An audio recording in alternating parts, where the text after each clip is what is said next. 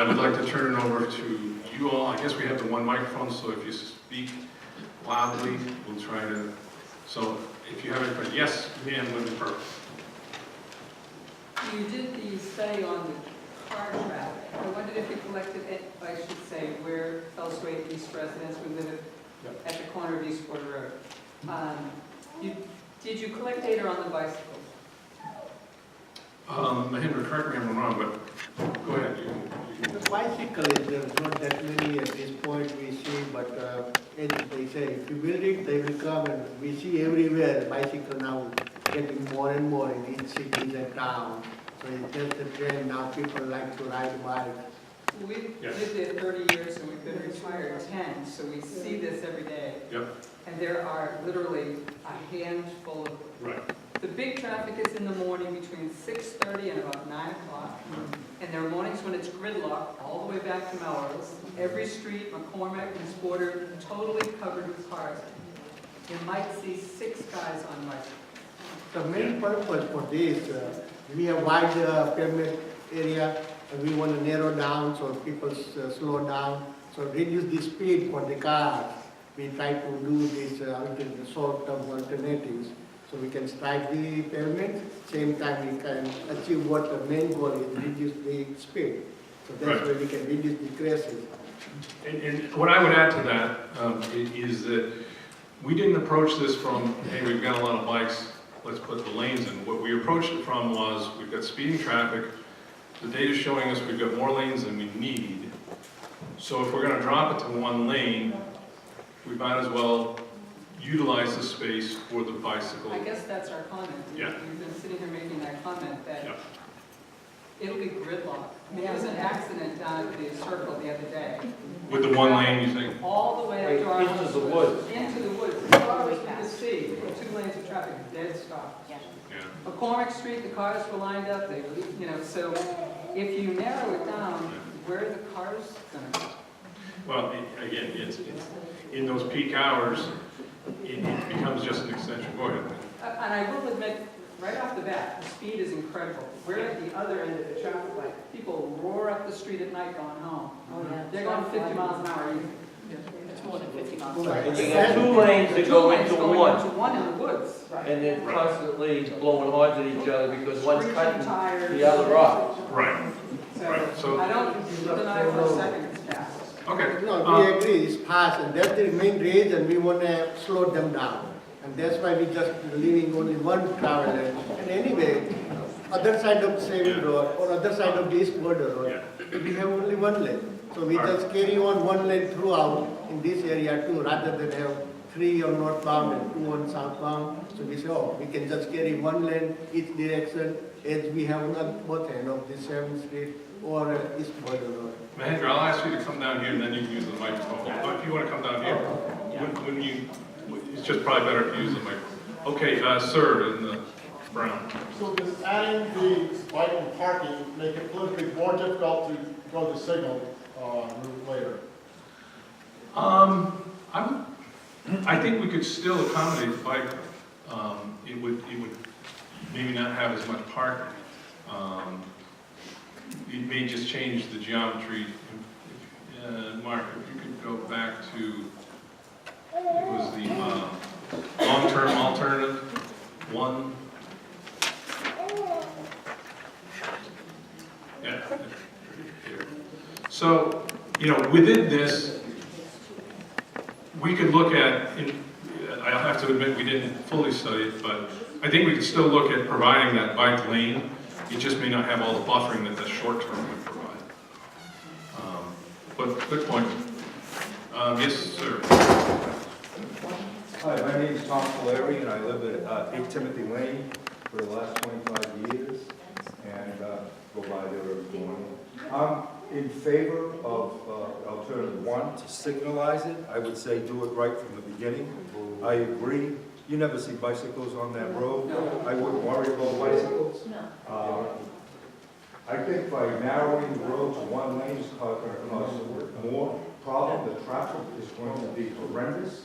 I would take out the rotary. That rotary, number one, goes the wrong way anyway. Most rotaries, you have the right of way when you drive around the road. That rotary would be done.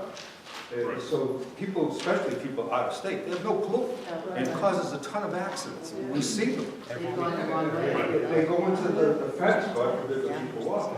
But also, I would take out that rotary, I would do the traffic signals, I would coordinate the signal down by that intersection with the signal up the street, further up. Because the worst thing you want is you go through this green light, and then 10 seconds later, there's a red light that backs up everything this way. I would coordinate this whole thing. I would spend the money once, and I would do it right. And as far as narrowing the lane, no way. It's horrible now. It's a race course. Whoever's the angriest and meanest gets through. And we all can go there. We know that. And so my thing, I don't want to repeat myself, get rid of that rotary. It's horrible. Put in the traffic lanes, traffic lights, and coordinate it with the light up the street. And forget about the big one. Okay, ma'am, back here. Yeah, my name is Jan Engelman, and I live down Fellsway intersection of Savin. And one of the concerns I have about signalizing here, and one of the reasons why I think the idea of having it limited to one lane is promising, is because what happens now is that once traffic gets through this intersection, it speeds up down Savin Hill. And you're going to change this from being a bad intersection to Savin being a bad intersection. And there have been, to my knowledge, some very serious accidents at that intersection. I understand that it's not the intersection that is the focus of the study, but this is a system. It's not one intersection. And I actually like the idea. Bicycles are not the issue. The issue is, don't let people split into two lanes. Why should there be 2 blocks or 3 blocks where people are split into 2 lanes and then force them to merge again? Keep it one lane, keep cars on it, keep activity on it, and make people think of it as a one-lane road. Because they split up, they speed down, and I feel like sometimes when I cross at Savin, and I walk a lot to the T, I walked here tonight, crossing that road. I feel like I'm literally taking my life in my hands. So it's not just cars, it's not just this intersection. So that's why, these ideas, I'm not saying I'm definitely for one or the other, but I see the strong benefit of limiting that to one lane, the whole route down. It doesn't make sense to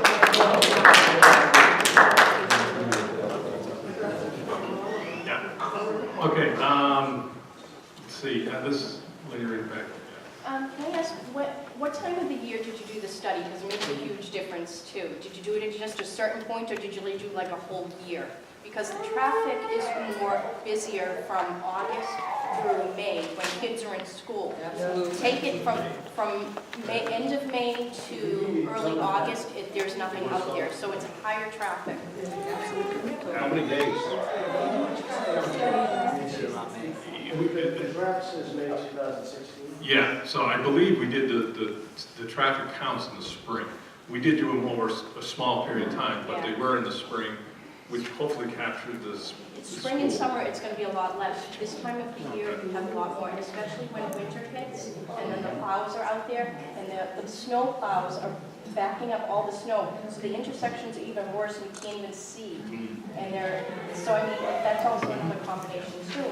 So you also have, in addition to what she said and he said, you've got the traffic that's at the top by Savin, you've got the traffic at the top by the mobile station, you've got the traffic coming up Highland Avenue, there's no lights for more than a quarter of a mile. So even if you correct the traffic down on Savin, it's still going to have the other 3 directions that have the rotary at the top, you have the light at the top right there.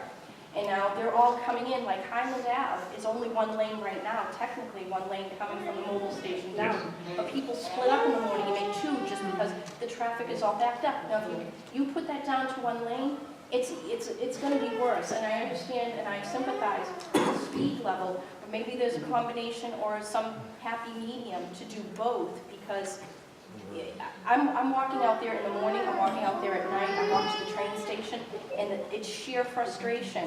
When those cars all start backing up, you can't get in the crosswalk because at that point, they've waited at light for already 10 minutes and they're done. Right. Of course, in narrowing lanes, you only have to cross one lane of traffic, but in that situation. Oh, name and address, I guess? Circle Road, 18 Circle Road. 18 Circle Road, thank you. Yes, sir, great. My name's Jeff Zadaloff, and I live down Highland Ave, further down. I've ridden my bicycle through that all the time. I do not want bike lanes there. I don't know. That's not the issue. The issue is that you have people who don't know what they're doing. Everybody in this room knows how that functions, and we do the appropriate thing. The people coming through here that don't know what it is go, oh, it's a rotary. Therefore, I'm going to treat it like a rotary. It's not. Either rip up the island and call it an intersection, or put signs that say this is a rotary, and make it a rotary. Done. That's it. So in other words, you don't see the need to do anything I short don't term, see the need to do anything but you extend go to the means long term. and make it an intersection because it is an intersection, or call it a rotary and make it into a rotary, and be done with it.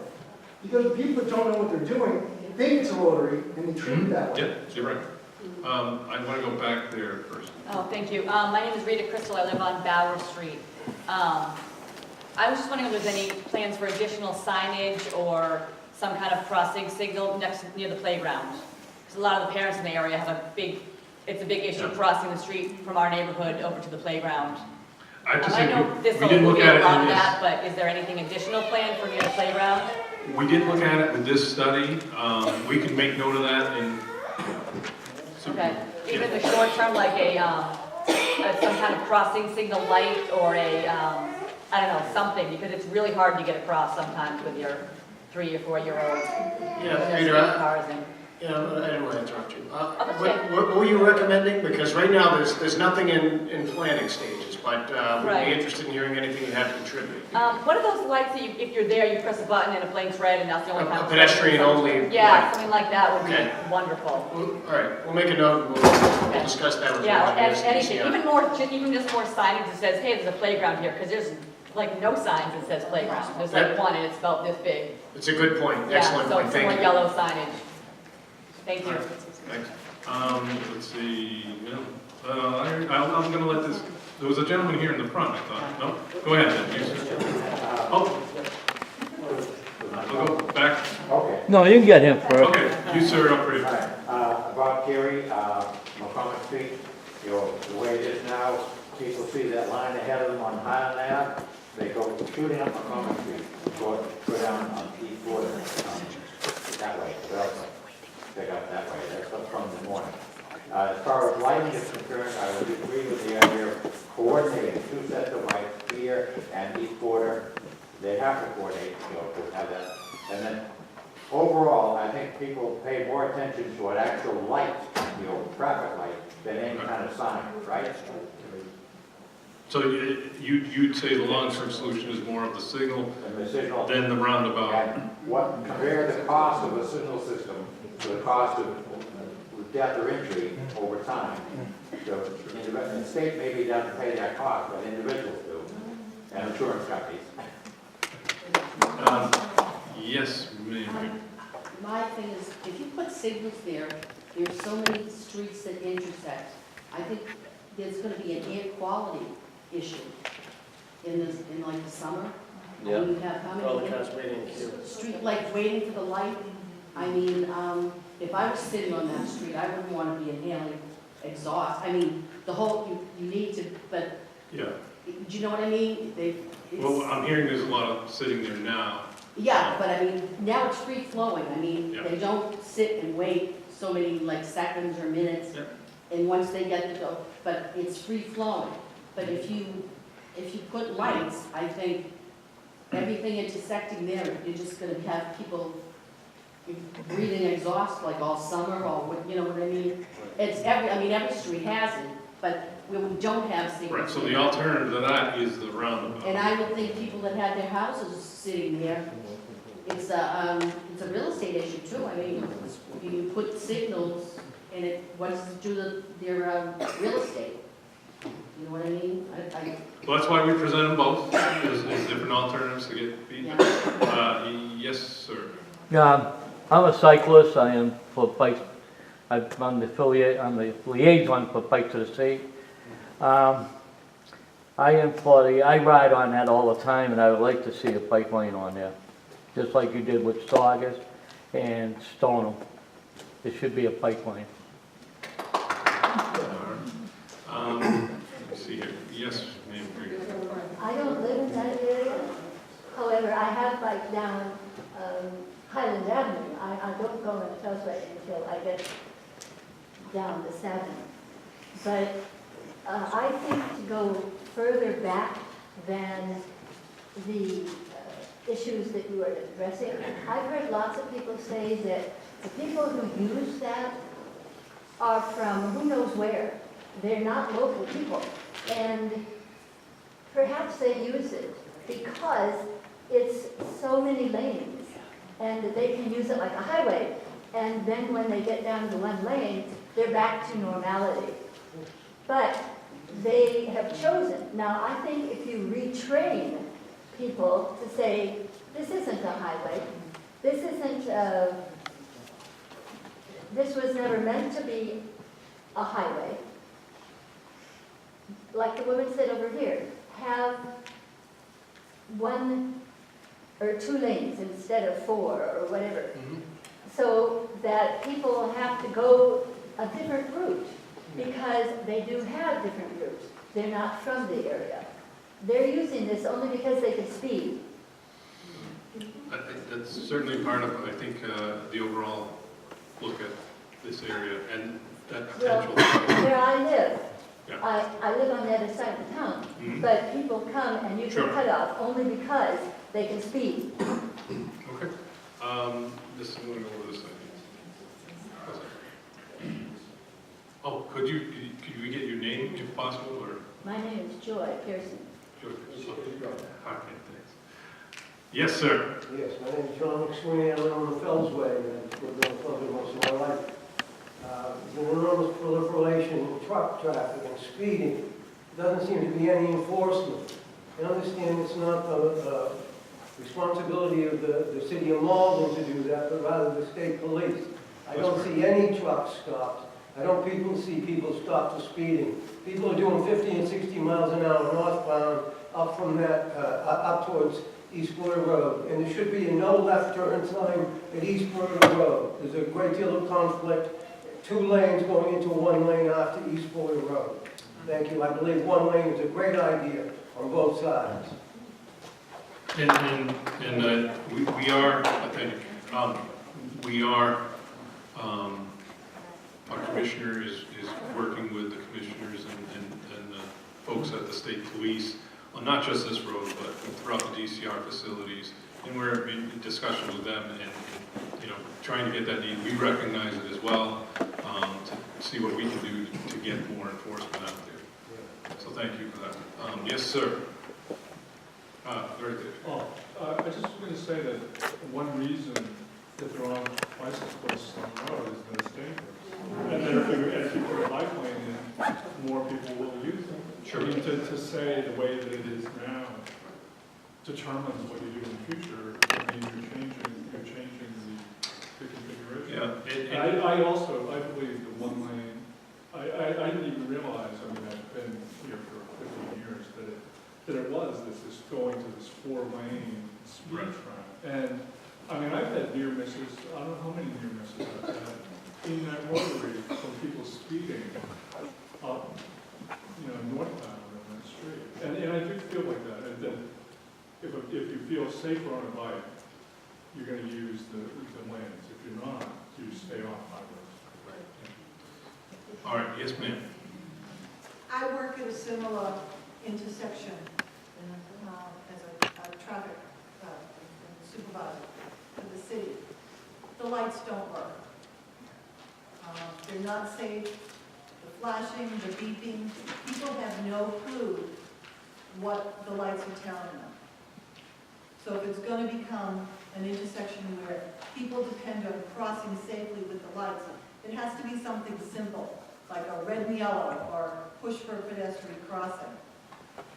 because people don't get the flashing hands and the beeping and the chirping. Right, in this case, the traffic would be stopped with the red, but you're talking about the actual pedestrian? You would think that it would be stopped, I would hope so, but yes. it isn't. And there's always the turn on red, even though there's a no turn on red sign. Oh, And I if see. there are 2 lanes, you cross in front of the first lane, the turn on red is still coming. They don't stop. So it becomes, it's a safety issue. Right, but so then the other alternative is the roundabout. The roundabout, Which in a traffic's continually situation going. with all those intersections, is probably a safer, because people aren't depending on the lights to stop the traffic. Okay. Because it doesn't stop the traffic. The pedestrians are realizing that they have to move. It's dangerous, it does not stop the traffic. Okay. I can stand out there and I can't stop the traffic. Yeah, but people got tickets for not showing the red lights. Yeah. But they don't. All right, I'm gonna keep moving with comments. Yes, ma'am. I'm just kind of worried about if it's a one-lane issue coming from Melrose towards that intersection, and I live on Campbell Circle. I sit there every morning and watch probably 50 to 60 cars flying by 2 lanes. If that becomes 1 lane, and all the people that use that to go around that rotary, and we're in 1 lane, that's going to be backed up to, I don't know where. Yeah, wherever they started out. Because if that's a 1 lane thing, and you get all that traffic coming around that rotary to go down Highland Avenue instead of staying on the Beltway. I mean, it's insane how long we have to sit there now trying to get across that road. I'm afraid it'll be Once or gridlock. twice a day, it's outrageous. Yeah. Okay, yes, sir. I don't mean to speak again, but I agree with this woman up here about the 1 lane and the traffic, because I'm the guy who makes the 2nd lane, so I can take the right turn on the Fells Way. And if it's 1 lane, I agree with you, and I agree with you, the traffic's gonna be horrendous. And I have one question to ask. If it is signalized there, if people that drive by there every day, wouldn't the signal up by Border Road and the signal here, people know that they're there, wouldn't that kind of make you naturally slow down because you know there's a light ahead, and that light could be red, and maybe it would slow down the It can go either way. It can go either way. Some drivers, I think, will think that. Other drivers will say, if I speed up, I can make the next green light. So it can go either way. But right now, it's, as they approach that rotary, if you call it a rotary. Yes. They speed up to just get, the heck with the guy here, waiting Right. on Under that, current trying to conditions, take a right-hand turn. I think it would be improved, yes. It would be improved over the current condition, yes. Let's go back. I'll quick Derek back to you. But yes, ma'am. I've been a resident of Highland Ave for 15 years, and I've witnessed about 100 accidents there, fatal ones and everything. And I think a 1 lane is good, but what's gonna happen when there's an accident? What's gonna happen when there's a breakdown? It's gonna be backed up. So there needs to be, instead of a bicycle lane, instead of short term, that's gonna anger residents. Because they're gonna see a change, and that funding should just go to the 1 project instead of short term. I know angry people in the area that are fed up with it. They're not gonna deal with lines and bicycles, because sorry to say, but if you're a bicyclist and you go that short period of time, you're going into the woods, which is a faster pace, or you're going down to an intersection where they can't cross on a bike, and you can't come down Highland on the bike. There's no method to them going somewhere with the bike. So I understand the concept to test it out, but I think that's gonna anger residents, because it's just gonna be a short term, funding should go long term. The rotary I like, but where are the people gonna go if there's an accident? Because if it's 1 lane, you're gonna be backed up for days, and you can't clear that if it's fatal. That's gonna take hours, and people are just gonna be sitting. I can't get out of my driveway at times. Yeah, that's the same gridlock. Yeah. Which, there should be an alternation if there's a breakdown lane or something, but there should also be a radar where there's a cop there, random times of the day, where people are like, okay, they're actually looking at me, I can't go 70 miles down this road. I have children, I don't even want them playing outside. And I'm like, this is a nice neighborhood, why does this like keep on happening? but also the pedestrians, I'm afraid to cross there. I won't cross there, and I don't know how that's going to change, but instead of bicycle lanes, I suggest a breakdown lane with radar people there so they know that they can't just travel there. Okay, I'm gonna go with this. I think the important thing to think about with the one lane, two lane is that it's a system. It's not an intersection. And so where are those people coming from? They're coming in before, north of East Border Road, there's Grimsby's. There's no intersection between Grimsby's and East Border Road. And there are roads that lead to 93, so that anybody who is going to 93 can go off, I don't know the name of on Ravine Road or what those roads are up there. So, yeah, this is a better, let me see, I have to orient myself. So you're actually to the right, further up, through Fellsway East. So if you're coming from Melrose, if you're coming from the north, you don't have to go down. The point is, you don't have to be here at all. If you're coming from north of East Border Road, the next intersection north of there is Grimsby's, and you can go to 93 that way. And so and it's only multiple lanes in this stretch. It's one lane through Fellsway East. It's one lane in each direction south of 7th Street. Why are you letting people have these extra lanes? And it is a system, so you're not necessarily going to get everybody who comes there now coming there if you make it one lane. Similar to your point about bicycles, we're making changes in a whole system. So if you it's a very nice road to bike along if it were safe. Right. Fellsway East. So but I do understand what you're saying about in case of an accident. You do, however, have a bike lane. I mean, in case of an accident, you have a bike lane that probably doesn't have a lot of bikes, or a bike can stop in an accident. So it's not like you don't have anything there. All right, I'm gonna try to keep this going. Yes, sir, I don't think I've heard from you. My name is Brian DeLacy. I'm from Earl Street. So I have two questions. One is I kind of like the bike lane green space idea. I think it also potentially could give people access to the Fells, which is a DCR property, and Malden has acres and acres of untouched green space there that is underutilized. But the question I have is this: of the scenarios you present, which is the safest for pedestrians? Which is the safest, most efficient? Because quite a few people do travel from there to school or to the T, and for anyone who's tried to navigate that area of roadway on foot, you'll understand it's challenging. So which is the safest? I would say for the long-term solutions for the pedestrian safety crossing the Fells Way, I mean, we've heard from a crossing guard person that's there every day, so she for her daily use at the intersection similar to this, she would say the roundabouts more safe. Other people react differently and would say that it sounds like right turns are the problem at where you're at. So we'd have to look at the traffic specific to here. If right turns aren't a major move, then maybe the signal lines would be a little safer for pedestrians because traffic is actually stopping for the pedestrian to cross. Where the roundabout, the crossings are short, but you do have to, I think the point is good, that you are aware that traffic's not going to stop for you. You should really wait for a good gap. But the roundabout, the traffic doesn't stop per se. So my opinion is the signal, depending on the actual movements you have, could be a little bit safer. So one follow-up question. So that's... I was just asking if there's any pedestrian injuries in the data they collected of those crashes. Do you know, Andrew, if it was pedestrian? Do we know? We know a lot of vehicular. Yeah. From pedestrians?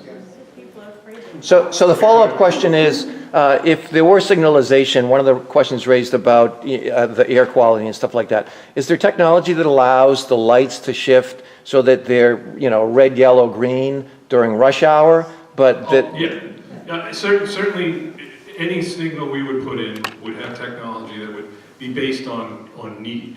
So it would keep for instance, the main road being the Fellsway East, it would stay green until there was a request from Highland Avenue to turn red. So that limits, I think, what you're talking about. So the technology is, that we would use is there, so that we're only turning people red on the main move when it's needed, when there's someone trying to cross.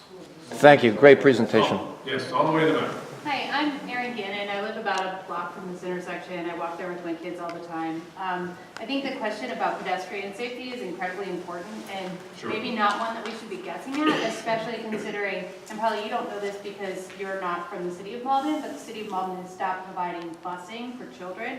So we're starting to talk about a lot more kids crossing that intersection. And I can tell you, my kids are still very small. And so I'm the one making the judgment call. I would never cross that intersection as it is. Right. And I would be very nervous to even let a 12 or 13-year-old cross that intersection.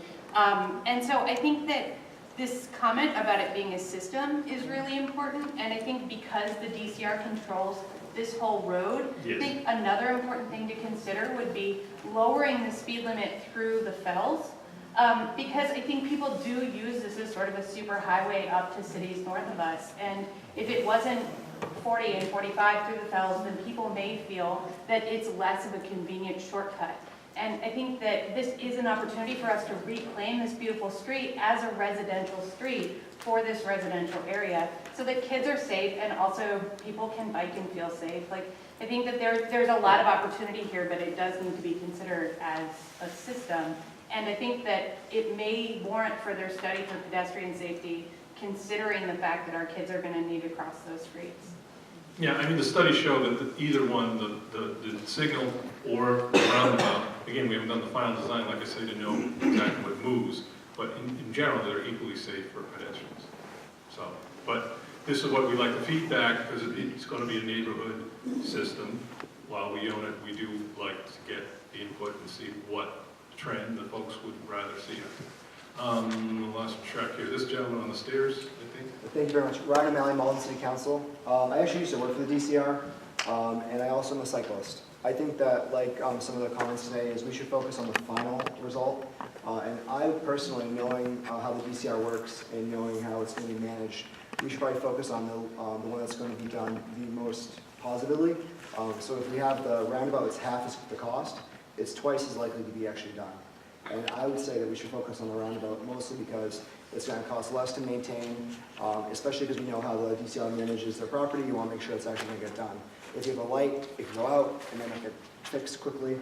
So I would say that we might want to focus on the roundabout because it's going to be the least cost and it's also going to get us to what we want to get to. Safe road, 2 lanes on both sides for the majority of it, which will help with the traffic, but also slow down speeds during that intersection. Okay. Yes, ma'am.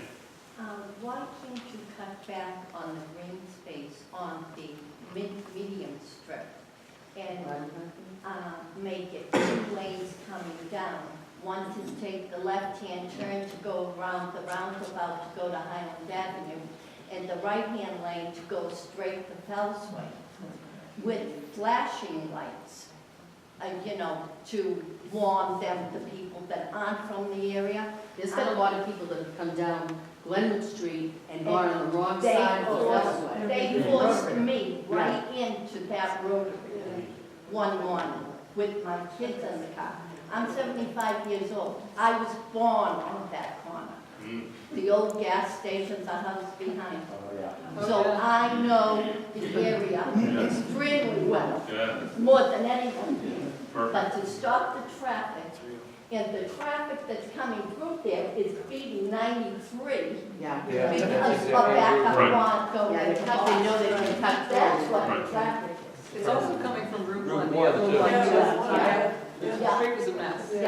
And it's No. off the coast. That certainly was evident from the counts we did, was that it's an avoidance of what's the least painful place to go. I don't want to disturb the area from country look. Yeah. But that's, very little is left in the city of Malden now. And if the flashing lights, up on 125, my granddaughters live up there. Merrimack put in flashing lights, but the three lights, red, yellow, and green. They're coming across from Merrimack College they live in that King's something up there. Yeah, and they just finished it starting September. It was active. It's working, and there's a lot more people crossing there than that rotary we're talking about. And when I went to school, it was always, there was a cop on horseback 3 times a day. Now there's nothing. Now I have Yes. Thank you. Hi, Alicia Hunt. I live on 41. You can just, Alicia Hunt, I live at 41 Lawson Street, which is actually on Medford up Highland Ave, and I probably go through this rotary 5 or 6 times a week. And I noticed that you said that you did a large study, but that you don't know about the turns. And that's concerning to me, because with how people are going, whether they're going straight up and down Highland or turning onto Highland on the Fells Way in either direction, makes a huge difference in how this is used and what the best solution is for this. yeah, I think what I was trying to say is offhand, I didn't know what the turns were to answer if that would affect the pedestrians. But the study did count the turns, and we would have that, yeah. It does, because I noticed that the way you have this kind of drawn up here doesn't show people turning from, and sorry, I'm not getting my directions correctly, but from Highland down to the Fells Way going southbound. So coming from the Medford area down, right? Because frankly, for those of us who live in certain parts of Medford, we use this to go through Malden back into Medford, doing our daily traverses, depending where we're headed. And turning right off there is a very, very common turn, and this seems to make it look difficult to do that. And I'm very concerned about the idea, I know several people said this, but I'm going to repeat it, that the problem with this intersection is that people think that it's a rotary and it's not, and that's what causes all the accidents. So any interim solution where you kind of temporarily make it a rotary for a little while to try it out may make that situation worse, especially if you switch back and forth. Yes, sir. Hi, my name is Mark Swicklis. I'm at Crestview Drive. I think one thing to consider whether you go with the lights or the roundabout is it's only going to slow down speeds right in that general area, but not necessarily over the course of the whole street. People are still going to fly down from Border, only slow down when they get to the intersection, and then once they get through, they're going to go flying again up until they hit Savin, which only makes that one small area of the road safe as opposed to the entire road. I know the idea of going to one lane is scary at first, and I'm not even sure if I would want to go 1 or 2 lanes, but one lane will keep that entire stretch safe. And maybe if people can see that they can't cut through there as opposed to using Route 1 and 93, maybe we'll actually get less traffic down there. Okay.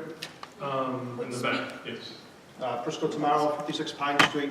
I spoke to the DCR office. They said that this study would be available online after today. Yes. And could that include the information that you were talking about, the turns? Or would it just be this It'll study include here? this here. The PowerPoint plus the actual study? Will the actual study be up in? Or something to tell us about the turns?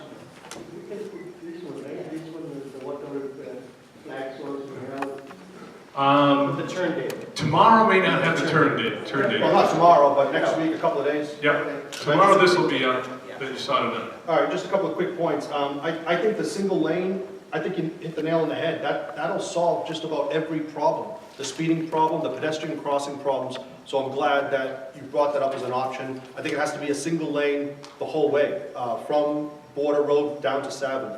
To the neighbor's point about Savin Street and crossing there, it's very dangerous. I wouldn't, and I don't. I walk up to Pine just to cross over because it's crazy. The DCR really needs to remove the crosswalk at a minimum on the south side of Savin, because you're right there at the curve. There's no way that that's a safe crossing. Agreed. It's not needed. It's not needed either. Yeah, and as for the rotary and people getting confused, and I don't want to add cost to the project, but potentially overhead signage could help with that. I mean, they did something this year, and they put the yield sign on the grounds, and that was helpful, yield sign and here and there, but overhead signage could potentially be helpful, it's just added cost. And then I think, lastly, just on that one lane idea, I just throw up some DCR bumpers and just block it off to one lane. There has to be something there physically, even if it's just for a year of cones, 6 months or whatever. And to the people that have been talking about enforcements, I thought it was a Malden cop, but they regularly put cops on Pine Street in the morning to get speeders. And it's already 25 miles an hour. I don't know how much lower it could. Right. Yeah. And then one last question for the DCR.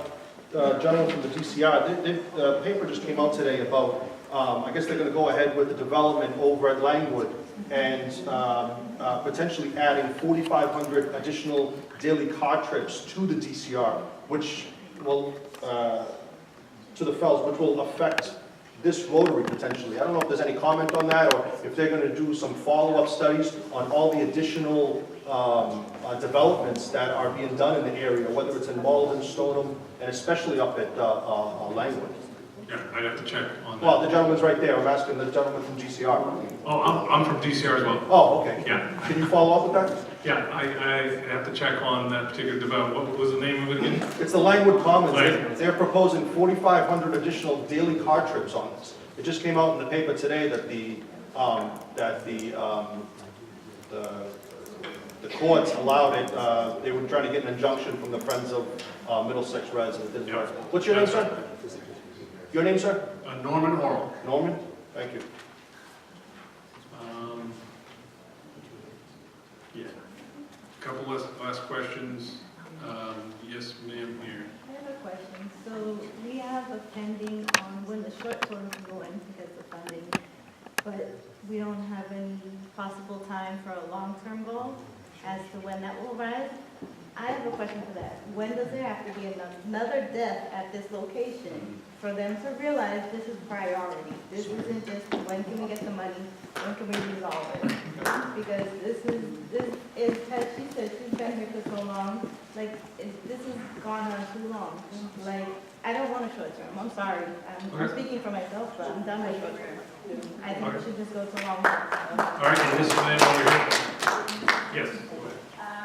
My name is Natalie. I live on Pamela Circle. I've lived there since 2001, and I've seen and heard many, many accidents. I have 2 children that attend this school, and I agree with my neighbor here from Timothy Lane. I believe we should keep the 2 lanes, because when people are coming down the Fellsway and need to take a right into Highland Ave, they will not, that's going to be even more difficult, and I believe you're going to create more traffic. And I really do need to think that, we need to go with signaling and make it a much safer area to cross. My children are 11 and 7, and even in their teens, I would not allow them to cross that area on their own. Sure. All right. I think we've covered probably all the comments. I know you may have more to say, but